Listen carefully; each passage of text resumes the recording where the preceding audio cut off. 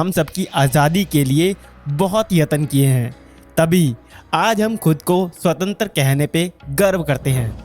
दोस्तों, आज ये वीडियो हर हिंदुस्तानी और पाकिस्तानी को ज़रूर देखनी चाहिए, क्योंकि आज हम आपके सामने लाने जा रहे हैं 14 अगस्त की वो रात का सच, जिसे हर भारतीय और पाकिस्तानी को जानना चाहिए।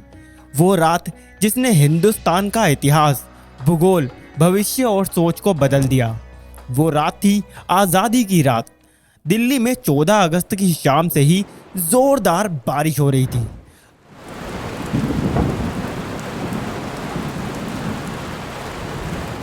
रात 9 बजते बजते रायसीना हिल्स पर करीब 5 लाख लोगों का हुजूम जमा हुआ था।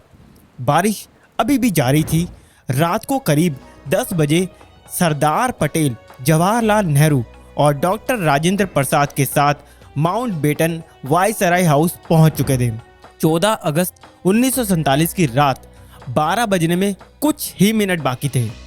तब पंडित जवाहरलाल नेहरू ने 2 लाइन कहकर अपना प्रवचन शुरू किया। At the stroke of the midnight hours, when the world sleeps, India will awake to life and freedom. चंद ही मिनटों में 12 बजे और 15 अगस्त का ये दिन भारत के लिए खुशियां लेकर आया। 190 सालों के बाद ब्रिटिश हुकूमत से देश स्वतंत्र हुआ था, लेकिन इन खुशियों के साथ उतना ही गम था।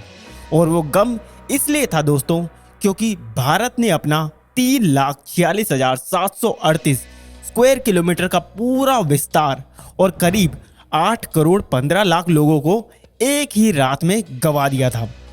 देश 2 टुकड़ों में विभाजित हो चुका था, हिंदुस्तान और पाकिस्तान। हिंदुस्तान यूं ही आज़ाद नहीं हुआ था दोस्तों। 15 अगस्त के बहुत पहले ही ब्रिटिश हुकूमत का अंत शुरू हो गया था। महात्मा गांधी के जन आंदोलन से देश में एक नई क्रांति की शुरुआत हुई थी, तो एक और सुभाष चंद्र बोस की आज़ाद हिंद फौज ने अंग्रेजों का जीना दुश्वार कर दिया था। ऊपर से दूसरे विश्व युद्ध के बाद ब्रिटिश सरकार में उतना दम भी नहीं था कि वो हिंदुस्तान पर अब शासन चला सके। इसलिए माउंटबेटन को भारत का आखिरी वायसराय बनाया गया था, ताकि देश को आधिकारिक तरीके से स्वतंत्रता दी जा सके। अंग्रेजों ने भारत को शुरुआत में 3 जून 1948 के दिन स्वतंत्र घोषित करने का निर्णय लिया था, लेकिन मोहम्मद अली जिन्ना, जिसने पाकिस्तान नामक अलग मुल्क बनाने की ठान ली थी, जिसके चलते देश में कई जगह सांप्रदायिक हिंसा शुरू हो गई थी। बिगड़ती परिस्थिति को देख अंग्रेज भारत को हो सके इतना जल्दी स्वतंत्र राष्ट्र घोषित कर देना चाहते थे, क्योंकि अंग्रेजों को भी भारत को आखिरकार एक टुकड़े में नहीं, लेकिन 2 टुकड़ों में विभाजित करना था। ये उनकी ही एक चाल थी। स्वतंत्रता के दिन 15 अगस्त ही क्यों चुना गया? तो इसमें ऐसा है कि सिर्फ हम भारतीय ही शुभ और अशुभ को नहीं मानते थे, बल्कि अंग्रेज भी उतना ही मानते थे। माउंटबेटन मानता था कि 15 अगस्त का दिन शुभ है, क्योंकि 15 अगस्त 1945 के दिन ही जापान ने शरणागति स्वीकार की थी और इसके ऑफिशियल साइन 2 सितंबर को हुए थे। इसलिए बेटन के अनुसार 15 अगस्त का दिन मित्र राष्ट्रों के लिए शुभ था। तो फिर रात 12 बजे का वक्त ही क्यों चुना गया? तो इसके लिए भारतीय ज्योतिषों का मानना था कि वो वक्त देश की स्वतंत्रता के लिए शुभ है।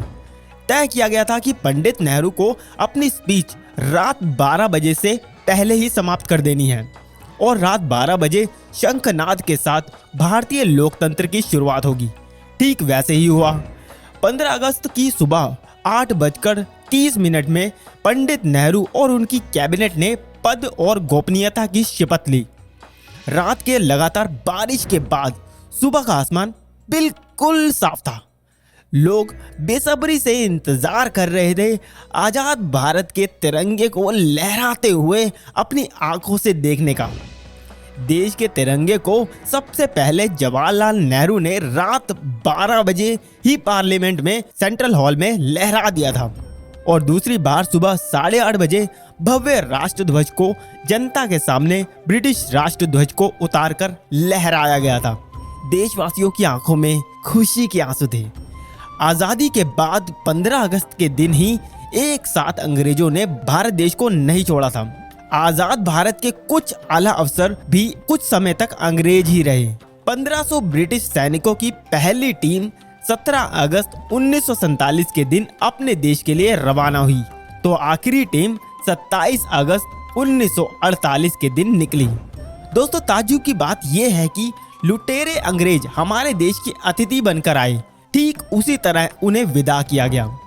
उनकी आखिरी फौज ने जब मुंबई के बंदरगाह से विदाई ली, तब जॉर्ज पंचम को विदाई देने वाला गीत बैंड बाजों के साथ बजाया गया। आजादी से 190 साल पहले भी जब आमिर चंद और मीर जाफर ने रॉबर्ट क्लाइव का ऐसे ही सम्मान के साथ स्वागत किया था, और फिर क्या हुआ? प्लासी का युद्ध और 190 साल की गुलामी। फिर भी हम भारतीय नहीं सुधरे। अतिथि देवो भव के सूत्र को हमने आज भी नहीं छोड़ा है। फिर वो अतिथि वाकई में ही देवतुल्य हो या फिर हमें लूटने आया हो। दोस्तों, आज के लिए इतना ही, और देश की स्वतंत्रता की कहानी को ज्यादा से ज्यादा शेयर करने की आपकी जिम्मेदारी है। और इस वीडियो को हो सके इतना लाइक, हो सके इतने कमेंट दीजिए। और अगर आप नए हैं तो फैक्ट्स किताब को जरूर सब्सक्राइब कर और हमेशा खुश रहें। फैक्ट्स किताब की टीम की तरफ से आप सभी को हैप्पी इंडिपेंडेंस डे। जय हिंद, वंदे मातरम।